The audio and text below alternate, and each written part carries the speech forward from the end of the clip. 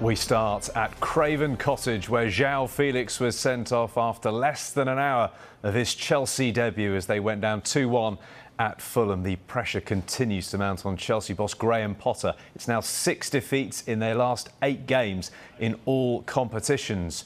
Joy for Fulham, though, who scored a first win against their West London rivals since 2006. It was a former Chelsea forward who gave Fulham the lead. Willian on target after 25 minutes. Kalidou Koulibaly equalised 2 minutes after the break before Felix was shown a straight red for a lunge on Kenny Kete. Carlos Vinicius scored the winner for Fulham with 17 minutes to go.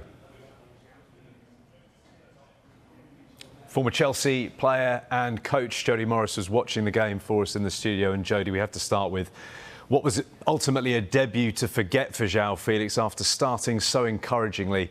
Plenty of the headlines will be with him in the morning for that straight red. What was your take on it?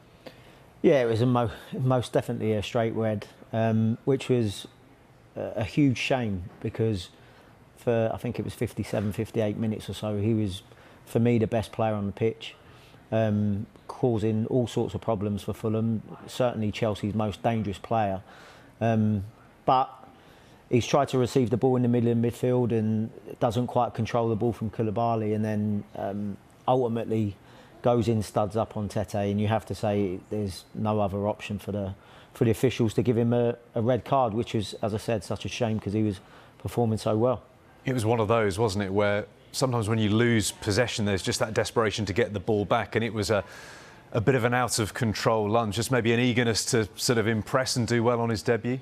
Well, we said earlier, I mean, a lot of those straight reds that you do get, a lot of the time it's when you're in possession of the ball and you either lose it or you kind of overrun things, and it's a split-second sort of decision where you think you can maybe still nick the ball. But I think actually at the end he tries to pull his studs out of it, but he's already fully committed to it, and as I said, it's one of those that it's instant. You could see straight away it was going to be a red card. It came at a critical point in the game, didn't it? Chelsea back on level terms at that stage, and perhaps with the momentum they might have thought to go on and win it. Yeah, I thought there was only really one team in it, and even as I said, even the first half, I know they came in 1-0 down. I thought they was the better team.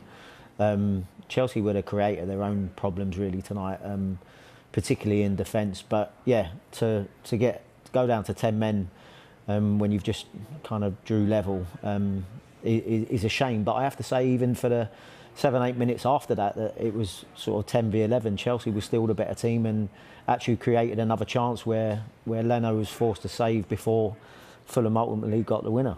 How much does this result increase the pressure on Graham Potter?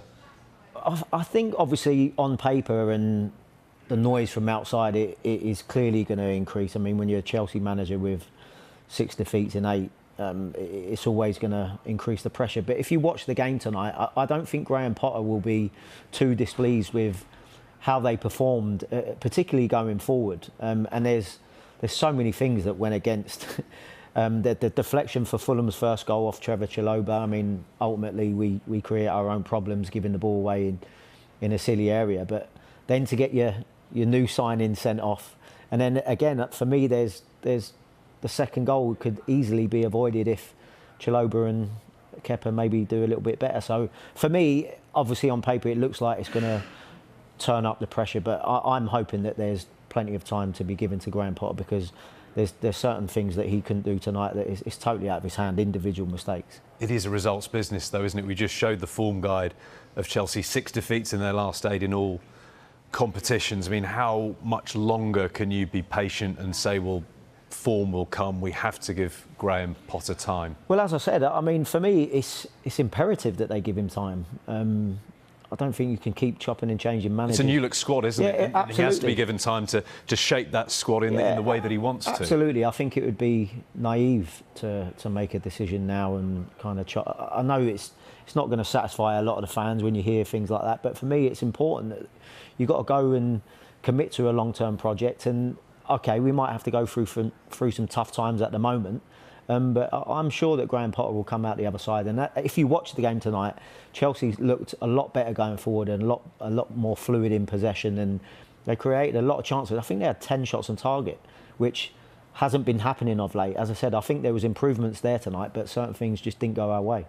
You know the club so well. You played in the academy, you were there as a player, you've been there as a coach as well. I mean, what sort of situation do Chelsea and their fans tolerate come the end of the season? Is a bottom half finish, for example, plausible? I mean, could the ownership still say, well, we have to give this manager time? I mean, what sort of a scenario do you envisage might be the tipping point as far as Chelsea, the supporters, are concerned? Well, I hope none of it's going to be the tipping point.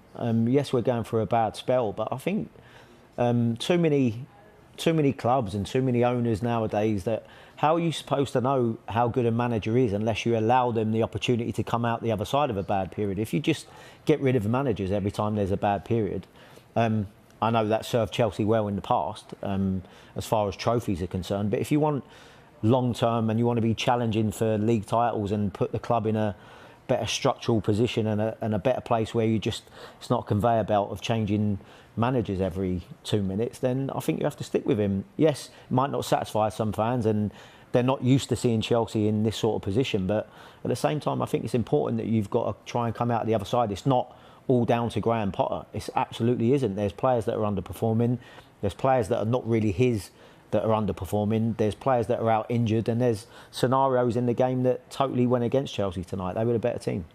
As far as Fulham are concerned, and the manager is really contrastingly very much enjoying himself, enjoying huge success at the moment, is Marco Silva at Fulham. That victory tonight lifts them up to 6th in the table. A word on Fulham tonight, the performance and the job that Silva is doing there? Well, I said it, I mean, first and foremost, Marco Silva, what a fantastic job he is doing this year. And one of the things that I've liked about Fulham this year is that they haven't kind of come up from the Championship and then tried to come away from what got them the success there.